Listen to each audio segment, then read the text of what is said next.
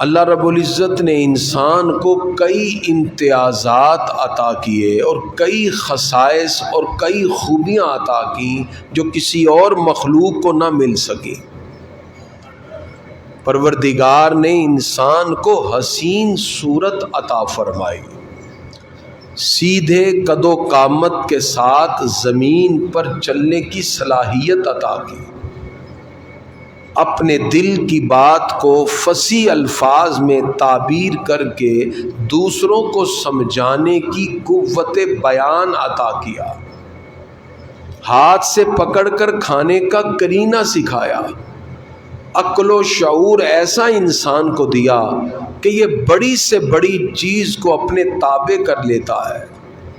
اللہ تعالیٰ نے دیگر کئی اعزازات انسان کو دیے جس کو پروردگار نے قرآن مجید میں 4 قسمیں اٹھا کر ذکر کیا، والتین والزیتون وطور سینین وہذا البلد الامین۔ اگر ایک یا 2 بھی قسم اٹھائی جائیں تو پروردگار کی ایک قسم اٹھا کر بات کرنا بڑی ویلیو کی بات ہے۔ 4 قسمیں اٹھائیں اور خلقنا الانسان قویم، بے شک یقیناً ہم نے انسان کو سب سے اچھی صورت میں پیدا کیا، سب سے اچھی صورت میں پیدا کیا۔ تو انسان اتنی خوبیوں کا مرقع ہے، اتنی خوبیوں کا جامع ہے۔ ایک ایسی خوبی اللہ نے انسان کو دی، اگر وہ خوبی ہو تو باقی ساری خصائص اور خوبیوں کو 4 چاند لگ جاتے ہیں۔ اگر وہ ایک خوبی بندے میں نہ ہو تو وہ جانوروں سے بھی بدتر قرار دیا جاتا ہے۔ تو انسان کی وہ کون سی خوبی ہے جو اس کو ویلیویبل بنا دیتی ہے؟ ایک خوبی ساری خوبیوں کو 4 چاند لگا دیتی ہے، بے شمار عزتیں انسان کو عطا کرتی ہے۔ ایک ایسی خوبی ہے، اور اگر وہ ایک نہ ہو تو ساریاں ہوں تو پھر بندہ اس جانور سے بدتر ہو جاتا ہے۔ وہ ایک خوبی کیا ہے؟ اللہ تعالیٰ کا بندہ بننا۔ ہم سارے کہتے ہیں ہم اللہ کے بندے ہیں، ایسے نہیں ہے۔ انسان کی پیدائش کا مقصد بھی یہی ہے۔ اللہ تعالیٰ نے قرآن مجید فرقان حمید میں ارشاد فرمایا، وَمَا خَلَقْتُ الْجِنَّ وَالْإِنسَ إِلَّا لِيَعْبُدُونَ، فرمایا میں نے جن و انس کو اس لیے بنایا تاکہ وہ میرے بندے بنے، میری بندگی کریں۔ اور یقیناً خود کو اللہ کا بندہ کہنا بھی سعادت ہے، مگر صرف کہنے سے بندہ اللہ کا بندہ نہیں بن جاتا۔ جب انسان خود کو بندہ کہنے کے ساتھ ساتھ اللہ کا بندہ بن کر بھی دکھائے، پھر بندہ ہونے کے تقاضے بھی پورے کرے، تو پھر اصل میں اللہ تعالیٰ کی وہ کرم نوازیاں ہوتی ہیں نہ جس کی حد ہے نہ اس میں کوئی کمی ہے۔ پھر اس کی رحمتیں بھی جوبن پر ہوتی ہیں۔ پھر پروردگار جو اللہ کا بندہ حقیقت میں بن کے زندگی گزارے، اس کو زندگی گزارنے کا سلیقہ بھی عطا فرما دیتا ہے۔ اس لیے ہمارے پیارے نبی صلی اللہ تعالی علیہ وسلم کو رب تعالی کا بندہ ہونے میں سب سے اعلیٰ مقام اللہ نے عطا کیا۔ سب سے اعلیٰ جو مقام ملا وہ ہمارے پیارے نبی صلی اللہ علیہ وسلم کو۔ باقی سارے لوگ اس بات پر ناز کرتے ہیں کہ وہ خدا کے بندے ہیں، جبکہ خالق کائنات کو ناز ہے کہ جناب محمد صلی اللہ علیہ وسلم اس کے بندے ہیں۔ باقی لوگ ناز کرتے ہیں اس بات پر کہ وہ خدا کے بندے ہیں۔ آپ ذرا سوچئے، رب کو اس پہ ناز ہے کہ میں محمد صلی اللہ علیہ وسلم کا رب ہوں اور وہ میرے بندے ہیں۔ اس سے اندازہ لگائیے کہ خالق کائنات کو ناز ہے کہ سیدنا محمد صلی اللہ علیہ وسلم اس کے بندے ہیں، تو شان بندگی میں ہمارے آقا کا کیا مقام ہوگا؟ تو یہ ایک الگ مستقل موضوع بن جاتا ہے۔ لیکن آج ہم حضور اکرم صلی اللہ علیہ وسلم کے جد امجد حضرت سیدنا ابراہیم خلیل اللہ علیہ السلام، ان کا جو بندگی کا تقاضا ہے، جس شان سے انہوں نے یہ تقاضے پورے کیے، قیامت تک انسانوں کو حضرت ابراہیم خلیل اللہ علیہ السلام کے کردار سے رہنمائی ملتی رہے گی۔ اس حوالے سے بات کریں گے کہ وہ کون سی شان ہے، وہ کون سا وصف تھا جو ابراہیم علیہ السلام کی ذات میں تھا، جس کی وجہ سے اظہار بندگی میں اللہ تعالیٰ نے ان کو اعلیٰ مقام دیا کہ انہوں نے بندگی کے سارے تقاضوں کو پورا کر دیا۔ آج ہمیں اس بات کا شدت سے احساس ہے کہ ہمیں یہی نہیں پتا کہ بندہ ہونے کے تقاضے کیا ہیں۔ جب ہمیں یہی نہیں پتا کہ ہمیں اللہ کا بندہ ہونے کے تقاضے کیا ہیں تو پھر ہم اسے پورے کیسے کریں گے؟ تو آج کی ہم گفتگو میں حضرت ابراہیم علیہ السلام کی زندگی کو ذکر کرتے ہوئے بطور ایگزامپل اور بطور مثال بتائیں گے کہ بندہ ہونے کا تقاضا یہ ہوتا ہے، اور اگر اس کی عملی صورت کو دیکھنا ہو تو حضرت ابراہیم خلیل اللہ کی زندگی کو دیکھ لیا جائے۔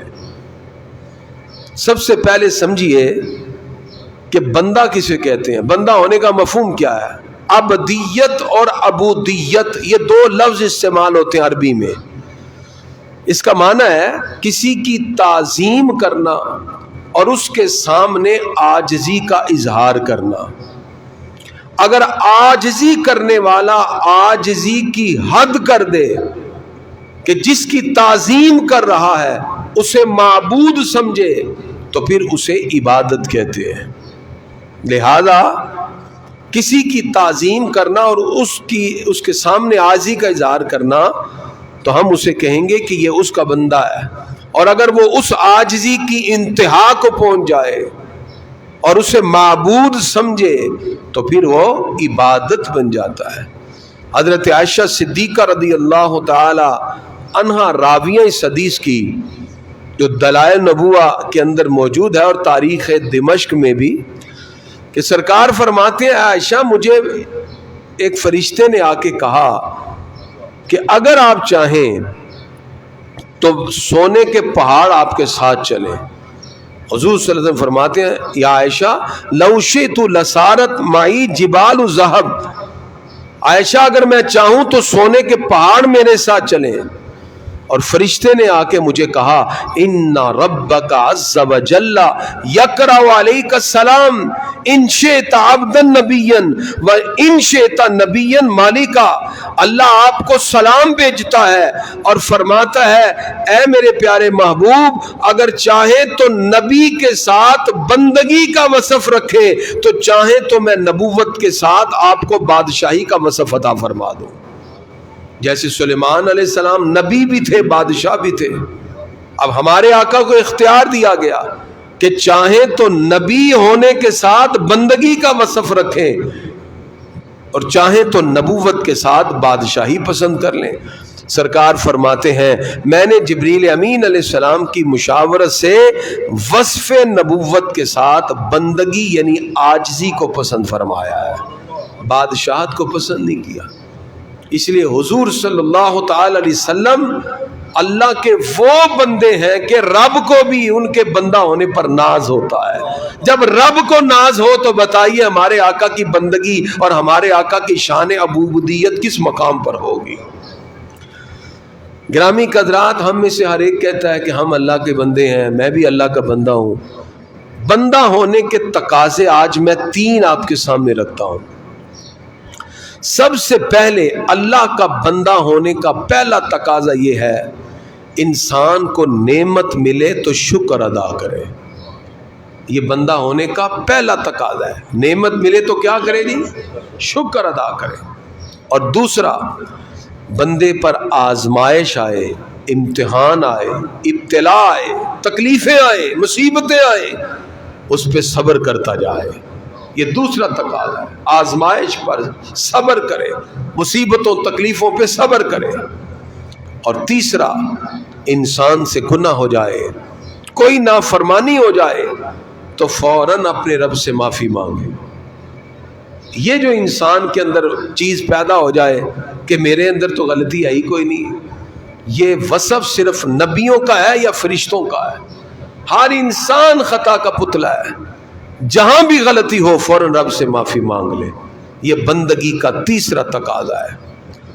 اور مفتی احمد یار خان نعیمی حکیم الامہ آپ فرماتے ہیں کہ شرعی طور پر بندہ وہ ہے جو اللہ کو معبود سمجھ کر اس کے سامنے حد درجہ کی عاجزی کرے اور اپنی مرضی ختم کر کے ہر کام اپنے مالک کی مرضی کے مطابق کرے. بس سادہ سا لفظ میں آپ کو سمجھا دیا. اللہ کا اصل میں بندہ وہ ہے جس کی اپنی مرضی نہیں ہے. کوئی اس سے پوچھے بھی یہ کام میں کیا تیری مرضی ہے, وہ کہتا ہے میری مرضی کوئی نہیں ہے, میں نے اپنی ہر خواہش ہر مرضی کو اپنے رب کی مرضی کے سپرد کر دیا ہے. بس جس نے اپنی مرضی ختم کر دی, اپنی خواہشات اور اپنی رضا کو ختم کر دیا, اپنی ہستی کو مٹا دیا اور کہا یا اللہ تو ہی تو ہے, میری کوئی حیثیت نہیں. جب ہر کام اپنے مالک کی مرضی کے مطابق کرے گا, اصل میں وہ رب کا حقیقی بندہ ہے جس نے اپنی خواہشات, اپنی مرضی, اپنی تمام چیزوں کو اللہ کی مرضی پہ قربان کر دیا. اور اگر آپ اس وصف کو سمجھنا چاہیں تو حضرت ابراہیم خلیل اللہ علیہ السلام کی زندگی آپ کے لیے بہترین مشل راہ ہے, جن کی زندگی کو آج پیش کر کے ہم نے بات کرنی ہے. حضرت ابراہیم علیہ السلام کی زندگی میں جو بندگی کا پہلا تقاضا تھا وہ شکر ہے. اور شکر کیا ہے؟ اللہ تعالیٰ انعامات عطا فرمائے, احسانات دے, کتنے بھی احسانات اللہ کے ہیں, اس پر ناشکری نہ کرے, احسان فراموشی نہ کرے, بلکہ شکر ادا کرے. حضرت ابی بن کعب رضی اللہ عنہ راوی ہیں, مسند احمد بن حنبل کی حدیث ہے, 21232 اس کا نمبر ہے. اللہ تعالیٰ نے جب آدم علیہ السلام کو ان کی پشت سے ساری روحوں کو نکالا تو ان کو ان کی اولاد کا نظارہ کروایا. انہوں نے جب اپنی اولاد پہ نظر ڈالی نا تو دیکھا کوئی مالدار ہے, کوئی غریب ہے, کوئی حسن و جمال والا ہے تو کوئی بدصورت ہے, یعنی ایک جیسا نہیں پایا. تو عرض کی یا اللہ ربی لولا سویت بین عبادک, اے میرے پیارے رب تو نے اپنے بندوں کو ایک جیسا کیوں نہیں بنایا, کوئی امیر, کوئی غریب, کوئی حسن و جمال والا, کوئی پستی والا, یا اللہ ایک جیسا کیوں نہ بنایا.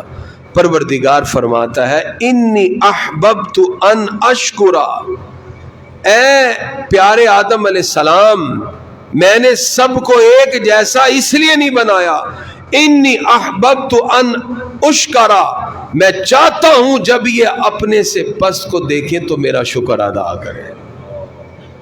بندے کو ہمیشہ اپنے سے پست کو دیکھنا چاہیے تو شکر کی نعمت نصیب ہوتی ہے.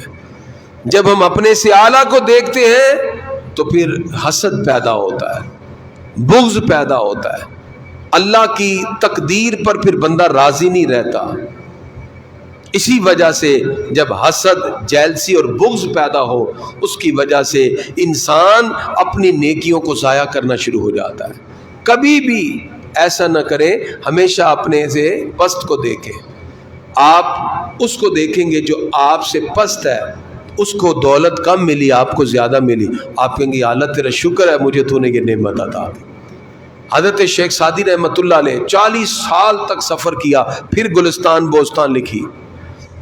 آپ فرماتے ہیں ایک دن میں جا رہا تھا تو میرے پاؤں میں جوتا نہیں تھا, تو میرے دل میں خیال آیا یا اللہ تیرے دین کے لیے نکلے ہیں, پاؤں میں جوتا بھی نہیں ہے.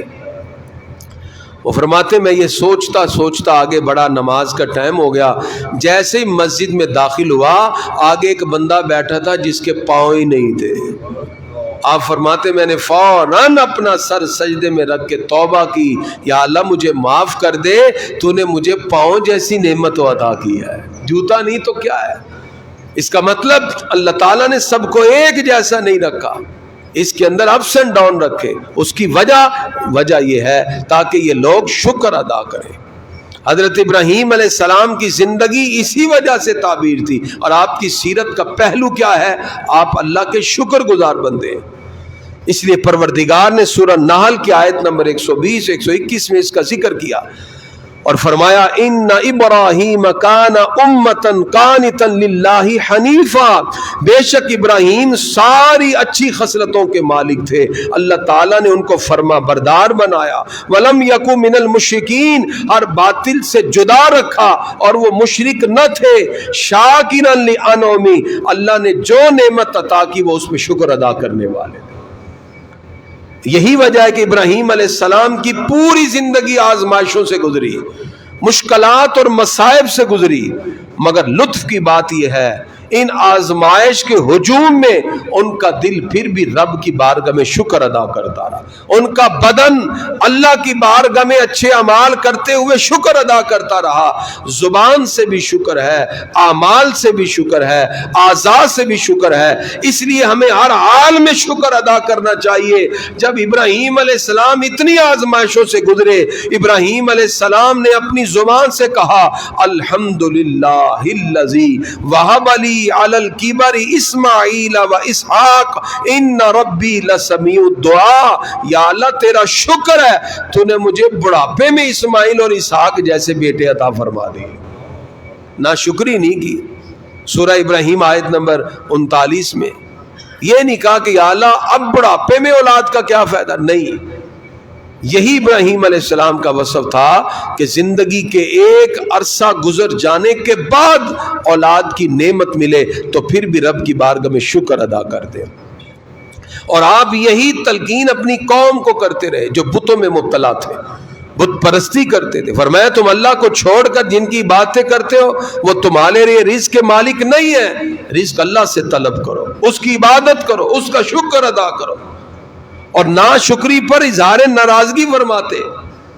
اللہ تعالیٰ کے حکم سے جب اپنے بچے کو چھوڑ کر آ گئے تو اس کے بعد جس وقت جناب حضرت ابراہیم خلیل اللہ علیہ السلام اپنے بیٹے سے ملنے کے لیے جاتے ہیں تو ان کی زوجہ نے شکایتیں شروع کر دیں کہ یہ معاملہ ہے، وہ معاملہ ہے، یہ ہے، وہ ہے۔ تو انہوں نے کہا کہ جب میرا بیٹا آئے تو کہنا گھر کی چوکھٹ کو تبدیل کر لو۔ واپس آئے تو ان کو سمجھ آ گئی کہ یہ اصل میں میری بیوی کی نافرمانی ہے، ناشکری ہے، جس کی وجہ سے وہ یہ اشارہ کر کے جا رہے ہیں۔ اس لیے ہر حال میں شکر ادا کرنا خود بھی انسان سیکھے اور اپنے اہل و عیال کی بھی یہی تربیت کرے۔ جب اہل و عیال کی اس انداز میں تربیت ہوتی ہے تو پھر اللہ رب العزت کی طرف سے انعامات بھی ہیں، اس کا فضل بھی ہے، اس کا کرم بھی ہے۔ انسان کے لیے اللہ تعالیٰ وہ نعمتیں عطا فرماتا ہے جو انسان کی سوچ میں بھی نہیں آ سکتی۔ اس لیے ہر حال میں انسان کو چاہیے اپنے رب کا شکر ادا کرے۔ تو حضرت ابراہیم علیہ السلام کی زندگی کا یہ پیارا وصف کہ ہر حال میں اللہ کا شکر ادا کر رہے ہیں، انسان کو اپنانا چاہیے۔ یہی بندہ مومن کی کامیابی ہے کہ وہ رب قدوس کا ہر حال میں شکر ادا کرے۔ دوسری چیز صبر ہے۔ صبر انسان کی زندگی میں وہ خوبصورتی پیدا کر دیتا ہے جس کی وجہ سے انسان زندگی کی آسائشوں اور نعمتوں پر پھر دائمی طور پر قائم رہتے ہوئے اللہ رب العزت کی بارگاہ کا قرب اختیار کر لیتا ہے۔ صبر وہ خوبصورت وصف ہے جس سے انسان اللہ رب العزت کی رحمتوں کو پا لینے کا وصف اپنے دل میں رکھتا ہے، اپنی زبان سے ادا کرتا ہے۔ جیسے شکر زبان سے ادا ہوتا ہے، اعضاء سے ہوتا ہے، اور نعمتوں کو عطا کرنے والی کی مرضی کے مطابق استعمال کرنے سے ہوتا ہے۔ جیسے شکر بھی 3 طرح کا ہے، اس طرح صبر بھی ایسے ہی ہے۔ صبر کے 3 ارکان ہیں۔ نمبر 1، اپنے دل میں رب کی تقدیر پہ راضی رہنا۔ اللہ تعالیٰ نے جیسا رکھا ہے، وہ مصیبتوں میں ہے، وہ تکلیف میں ہے، صبر کرے۔ حضرت ایوب علیہ السلام اللہ کے نبی ہیں، ایک لمحے کے لیے بھی اپنی زبان سے حرف شکایت نہیں لاتے، بلکہ تکلیفوں میں بھی کہتے ہیں پروردگار تو جس پہ راضی ہے میں بھی اس پہ راضی ہوں۔ صبر ایوب پوری دنیا میں آج نشان بنتا ہے، قرآن کی آیات پڑھ کے اس کو بطور علامت سمجھا جاتا ہے۔ صبر کا دوسرا رکن یہ ہے زبان پہ کبھی شکوہ شکایت نہ لائے۔ اکثر لوگ کرائسس میں آ کے شکوے شروع کر دیتے۔ اور تیسرا یہ ہے کہ انسان جس حالت میں بھی ہو کبھی بھی گناہ کا کوئی کام نہ کرے، جتنے بھی کرائسس میں ہو پھر بھی اللہ کا شکر ادا کرتا رہے۔ آزمائشیں ہوں تو اللہ تعالیٰ کا شکر ادا کر کے اس پہ صبر سے جڑ جائے. اللہ فرماتا ہے وَبَشِّرِ الصَّابِرِينَ، پیارے محبوب صبر کرنے والوں کو خوشخبری عطا فرما دے. اللہ تعالیٰ کی طرف سے پھر خوشخبریاں ملتی ہیں. حضرت ابراہیم علیہ السلام کا صبر کیسے ہے؟ جان کے ذریعے اللہ تعالیٰ نے ایسا آزمائش میں ڈالا کہ حضرت ابراہیم علیہ السلام کو آتش نمرود میں ڈالا جا رہا ہے. جان جا رہی ہے لیکن زبان پہ ہے حسبنا اللہ و نعم الوکیل، میرے لیے میرا اللہ کافی ہے، وہی میرا کارساز. صبر اولاد کے ذریعے، اولاد سے انسان پیار کرتا ہے. ایک تو دی بڑھاپے میں، پھر حکم دیا جاؤ جا کے صحرا میں چھوڑ آؤ. چھوڑنے گئے تو نہ پانی ہے نہ کھانا ہے، کچھ نہیں ہے. انسان سوچتا ہے کہ یہ کیسے پلیں گے، لیکن رب کی رضا پر چھوڑ کے آئے. اللہ نے ایسا پانی عطا کیا جو پیاس بھی بجھا رہا ہے، جو کھانے کی کمی بھی پوری کر رہا ہے. زمزم عطا کر دیا. پھر مال کے ذریعے یہ طرح طرح کے آزمائشیں ہیں. پھر وطن کے ذریعے انسان کبھی تکلیفوں سے، کبھی خوف، کبھی معاشی مشکلات، کبھی غذائی قلت، کبھی پیاروں کی جدائی. یہ ساری کی ساری چیزیں انسان کی زندگی میں آتی ہیں، لیکن ان آزمائشوں پر جب صبر کریں گے اور اسوہ ابراہیمی پہ عمل کریں گے تو دیکھیں اللہ کیسے کامیابی عطا فرماتا ہے. پروردگار نے سورہ البقرہ آیت نمبر 124 میں ارشاد فرمایا وَإِذِ ابْتَلَىٰ إِبْرَاهِيمَ رَبُّهُ بِكَلِمَاتٍ فَأَتَمَّهُنَّ، اور یاد کرو جب ابراہیم علیہ السلام کو اس کے رب نے چند باتوں میں آزمایا اور انہوں نے ساری باتوں کو پورا کر دکھایا. قَالَ، اللہ فرماتا ہے اِنِّي جَاعِلُكَ لِلنَّاسِ إِمَامًا، اے میرے پیارے خلیل تو نے ہر آزمائش کو پورا کیا، ہم تمہیں لوگوں کا امام اور پیشوا بنا رہے ہیں. ان کے بعد جتنے بھی نبی آئے وہ سارے ابراہیم علیہ السلام کی نسل سے آئے. جد الانبیاء ٹھہرے. حضرت اسحاق علیہ السلام سے اولاد چلی تو بنی اسرائیل سے کہلائے، یعقوب علیہ السلام کے بیٹے. اور پھر اسماعیل علیہ السلام سے اولاد چلی تو اللہ تعالیٰ نے نبی و آخر الزماں جناب محمد رسول اللہ صلی اللہ علیہ وسلم حضرت ابراہیم علیہ السلام کے دوسرے حضرت بیٹے اسماعیل علیہ السلام سے عطا. اس طرح اللہ تعالیٰ نے ابراہیم علیہ السلام کے ان سارے صبر کے معاملات کو اپنانے پر قیامت تک کے لیے ان کی نسل میں ہی اللہ تعالیٰ نے نبیوں اور رسولوں کے سلسلے کو جاری کر دیا. پھر خالق کائنات نے بیٹے کی آزمائش میں مبتلا کیا. اور کیسی آزمائش ہے؟ بیٹے کو چھوڑ آئے، بیٹا بڑا ہوا، کہا گھر تعمیر کیجئے، گھر تعمیر ہو گیا. اب اللہ نے فرمایا چھری پکڑیے اور اپنے اس جوان بیٹے کو ذبح کر دیجئے. کتنی بڑی آزمائش ہے. اللہ تعالیٰ سورہ الصافات میں ارشاد فرماتا ہے فَلَمَّا أَسْلَمَا وَتَلَّهُ لِلْجَبِينِ، جب انہوں نے ہمارے حکم پر اپنی گردن کو جھکا لیا، چھری نکالی اور چلا دی. وَنَادَيْنَاهُ أَن يَا إِبْرَاهِيمُ، تو پھر ہم نے ندا دی اے میرے پیارے ابراہیم قد صدقت الرؤیا، تو نے خواب کو پورا کر دکھایا ہے. اِنَّا كَذَلِكَ نَجْزِي الْمُحْسِنِينَ، ہم ایسے ہی احسان کرنے والوں کو، نیکی کرنے والوں کو جزا دیتے ہیں. اِنَّ هَذَا لَهُوَ الْبَلَاءُ الْمُبِينُ، یہ بہت بڑی آزمائش تھی اے میرے پیارے خلیل. اس عظمت کے ساتھ تو نے اس آزمائش کو پورا کر دیا. ہم بھی وعدہ کرتے ہیں قیامت تک کے لیے تیری اس سنت کو لوگوں میں زندہ فرما دے گا. اب جو صاحب نصاب ہے اس پہ سنت ابراہیمی کے مطابق قربانی کرنا لازم ہے. یہ آپشنل نہیں ہے کہ چاہیں تو قربانی کر لیں. جیسے لوگ کہتے ہیں جی پچھلی مرتبہ ابو جی کی تھی، اس مرتبہ امی کی کر دیں گے. ہم نے کہا ابو امی کی بعد میں، پہلے اپنی کریں. آپ اگر صاحب نصاب ہیں آپ پہ واجب ہے. گھر میں 4 بندے صاحب نصاب ہیں، چاروں پر واجب ہے. تو یہ قربانی کرنا واجب ہوتا ہے، لازم ہوتا ہے. یہ آپشنل نہیں ہوتا، یہ ضروری ہوتا ہے. اس لیے اگر چاہیں تو اپنا جانور لے کے قربان کر لیں، چاہیں تو حصہ ڈال لیں.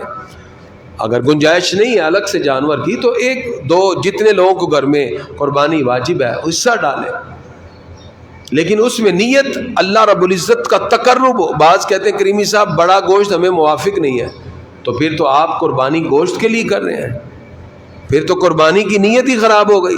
آپ کی نیت گوشت کی نہیں ہونی چاہیے، نیت یہ ہونی چاہیے میرے رب کا حکم ہے اور میں اپنے رب کے حکم کے مطابق قربانی کا فریضہ ادا کروں گا، کیونکہ بندگی کا بھی ہم نے مطلب یہی بتایا نا، اپنی مرضی تو ہے ہی نہیں، اب ہم نے ہر چیز اللہ کی مرضی پہ چلنا ہے۔ اس کا حکم ہے کہ قربانی کرو، فصلی لربک وانحر، نماز پڑھے اور قربانی کرے، ہم کہتے ہیں یا اللہ ہم قربانی کرنے کے لیے تیار ہیں۔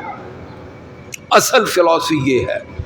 اس لیے جو صاحب نصاب ہیں، چاند نظر آنے سے پہلے پہلے وہ اپنے ناخن ترشوا لیں، مونچھیں ترشوا لیں، حجامت بنوا لیں، پھر 10 دن اس حال میں رہیں، اس پر مستحب کا ثواب بھی ملتا ہے، اور اپنی اپنی قربانی ادا کریں۔ جو صاحب نصاب ہے 52.5 تولے چاندی یا اس کے پاس 7.5 تولے سونا یا اتنی رقم ہے جو اس پر صاحب نصاب ہونا تحقق سے ثابت کر دیتی ہے، تو پھر اس صورت میں اس پہ قربانی لازم ہو جائے گی۔ گھر کے جتنے افراد ہیں وہ قربانی کریں، اخلاص سے کریں اور اللہ کی رضا کے لیے کریں۔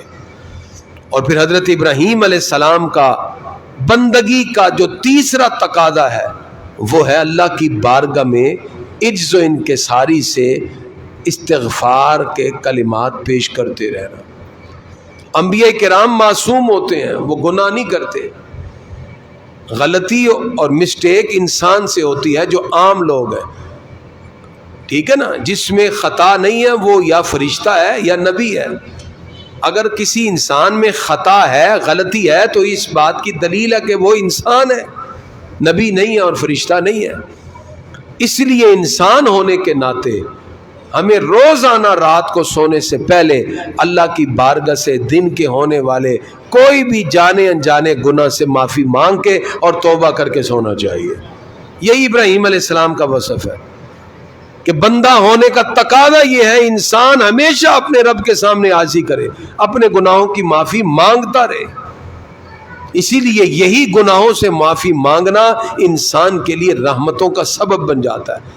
انسان سے کوئی غلطی سرزد ہو تو پہلے شرمندہ ہو، پھر اپنے رب سے حیا کرتے ہوئے طلب کرے، عاجزی کے ساتھ عرض کرے۔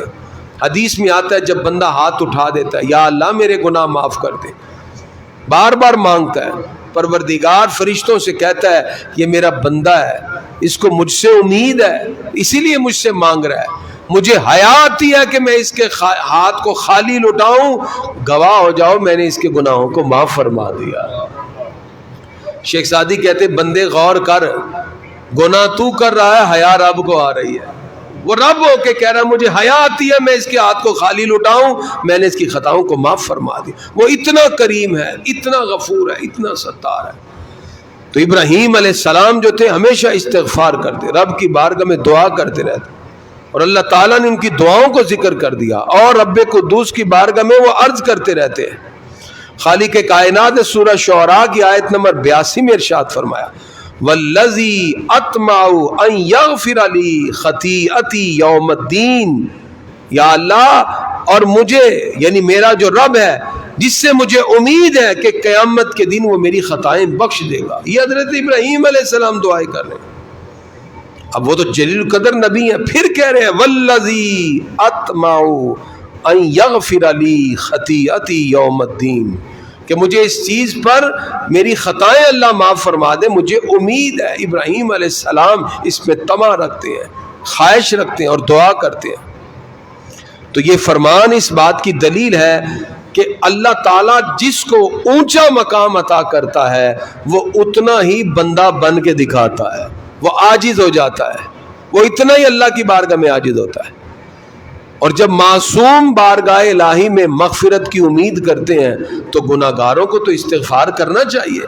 ہمارے آقا فرماتے ہیں میں دن میں 100 مرتبہ استغفار کرتا ہوں، حالانکہ وہ ان کے صدقے اللہ نے ساری امت کو معاف فرما دینا ہے۔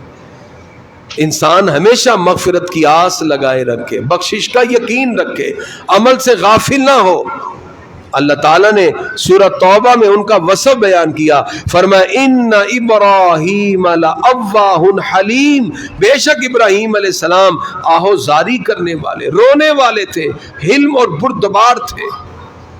یہی وصف انبیاء کرام کا. حضور صلی اللہ علیہ وسلم ساری رات کھڑے ہو کے عبادت کرتے ہیں. آپ کے پاؤں مبارک سوج گئے. حضرت عائشہ صدیقہ رضی اللہ تعالیٰ عنہ کرتی ہیں کہ آپ کیوں اتنی لمبی عبادت کرتے ہیں؟ اللہ نے آپ کے صدقے آپ کے اگلے پچھلوں کے گناہوں کو معاف فرما دیا. حضور صلی اللہ علیہ وسلم فرماتے ہیں عائشہ کیا میں اپنے رب کا شکر گزار بندہ نہ بنوں؟ اس کا مطلب کثرت عبادت یہ حضور اکرم صلی اللہ علیہ وسلم کا وصف ہے. ہم چونکہ انسان ہیں ہمارا حق ہے کہ ہم اس کی بندگی کریں. اللہ فرماتا ہے وما خلقت الجن والانس الا لیعبدون، میں نے جن اور انسان کو اس لیے بنایا وہ میری عبادت کریں. آج کی گفتگو کے 3 بنیادی نقطے ہیں، وہ اچھے سے سمجھیے اور آپ گھر میں جا کے ڈسکس کریں، ذکر کریں کہ آج ہم نے جمعہ میں یہ سمجھا ہے. سب سے پہلی بات، بندہ وہ ہے جسے اللہ نعمت عطا کرے تو وہ رب کا شکر ادا کرے، وہ بندہ ہوتا ہے. پہلا نقطہ. آج کی گفتگو کا دوسرا نقطہ یہ ہے بندہ وہ ہے جس کو اللہ تعالیٰ جیسے بھی آزمائے وہ اللہ کی ہر آزمائش میں صبر سے کام لے، دل میں اپنے اللہ کے اوپر راضی رہے، تقدیر پر راضی رہے، کوئی شکوہ شکایت اپنی زبان پہ نہ لائے. یہ دوسرا وصف. اور تیسرا، بندہ وہ ہے جس سے غلطی ہو جائے تو اپنے رب سے فوری معافی مانگ لے، گناہ پہ اصرار نہ کرے، مزید گناہوں کا ارتکاب نہ کرے، جو ہو چکا اس پہ شرمندہ ہو اور اپنے رب سے معافی مانگے. یہ 3 وصف جب پیدا ہوں تو وہ حقیقت میں اللہ کا بندہ کہلانے کا مستحق ہے. اور اگر اس کے اندر یہ اوصاف نہیں ہے تو پھر وہ حقیقتاً اللہ کا بندہ کہلانے کا لائق ہی نہیں ہے. گرامی حضرات، پروردگار کی محبت اور حضور اکرم صلی اللہ علیہ وسلم کی محبت یہ ہمارے ایمان کی متاع ہے. پروردگار کی محبت ہمارے دل میں اس وقت پیدا ہوگی جب ہم اللہ کی نعمتوں کو یاد کریں گے، اس کے انعامات اور اس کے احسانات کو یاد کریں گے تو آپ کے دل میں اللہ کی محبت پیدا ہو جائے گی کہ میرے رب نے مجھے اتنے انعام عطا کیے. اور حضور صلی اللہ علیہ وسلم کی محبت اس وقت پیدا ہوگی جب آپ آقا علیہ الصلوۃ والسلام کی عنایات کو یاد کرتے ہوئے ان پہ کثرت سے درود و سلام پیش کریں گے. ہم نے پچھلی مرتبہ بھی کہا کہ آپ درود پاک کی تلاوت شروع کریں. مجھے یہ کہتے ہوئے خوشی محسوس ہوتی ہے ہمارے اس علاقے کی ایک فیملی کی طرف سے ہمارا ہر جمعرات کو اصالہ ثواب کا پروگرام ہوتا ہے. آپ آیا کریں، اپنے بزرگوں کے لیے، آباء و اجداد کے لیے پڑھ کے لے کر. ہر جمعرات کو عشاء کے بعد ہماری مختصر سی محفل ہوتی ہے. تو ایک فیملی نے صبح سے رات تک، والدہ بھی بیٹیاں بھی سارے لگ گئے، انہوں نے 1.25 لاکھ درود ابراہیم پڑھ کے اصالہ ثواب کے لیے بھیج دیا. ایک ہی فیملی نے. درود ابراہیمی چونکہ باوضو پڑھا جاتا ہے اور بیٹھ کے پڑھا جاتا ہے، باقی وضو آپ چلتے پھرتے، درود ابراہیمی چلتے پھرتے نہیں پڑھتے. اب دیکھیے یہ ایک موٹیویشنل تھی بات ہم نے جو کی تھی. آج کل گرمیوں کی چھٹیاں ہیں، اپنے بچوں کے ہاتھوں سے موبائل لیں، ان کو کاؤنٹر دے دو، انہیں کہہ جی درود پاک پڑھو سرکار کی بات کا، اور پھر اس کو جمع کریں. اور ہر جمعرات کو آپ کے یہاں عشاء کے بعد محفل ہوتی ہے، آپ اس میں اپنے آباء و اجداد کی بخشش کے لیے پیش کریں. اور یہ درود ابراہیمی حضور صلی اللہ علیہ وسلم کے لیے، فوت شدگان کے لیے بھی بخشش کا سبب بنتا ہے، اور جو زندہ افراد ہیں ان کے لیے بھی پیشگی بخشش کے لیے سرکار کی بارگاہ میں پیش کر دیا جاتا ہے. اس کے ساتھ ساتھ میں نے کہا تھا ہر عصر کی یہ جو جمعے کو عصر کی نماز جب پڑھ لیں تو پھر اس کے بعد اپنی جگہ پہ بیٹھے رہیں، کسی سے کلام نہ کریں. اور یہ جو درود پاک لکھا ہوا ہے دیوار پہ، یہ والا اللہم صلی علی محمد النبی الامی وعلی آلہ وسلم تسلیما، یہ جو درود پاک ہے یہ 80 مرتبہ پڑھیں، اللہ 80 سال کے گناہ معاف فرما دیتا ہے. اور یہ بات بھی میں بتا دوں، ہر بارگاہ کا ایک کوڈ ورڈ ہوتا ہے، سرکار کی بارگاہ کا کوڈ ورڈ یہی درود پاک ہے. حضور صلی اللہ علیہ وسلم فرماتے ہیں جمعے کے دن جو پڑھتا ہے میں اپنے کانوں سے اپنے امتی کے اس درود پاک کو سنتا ہوں.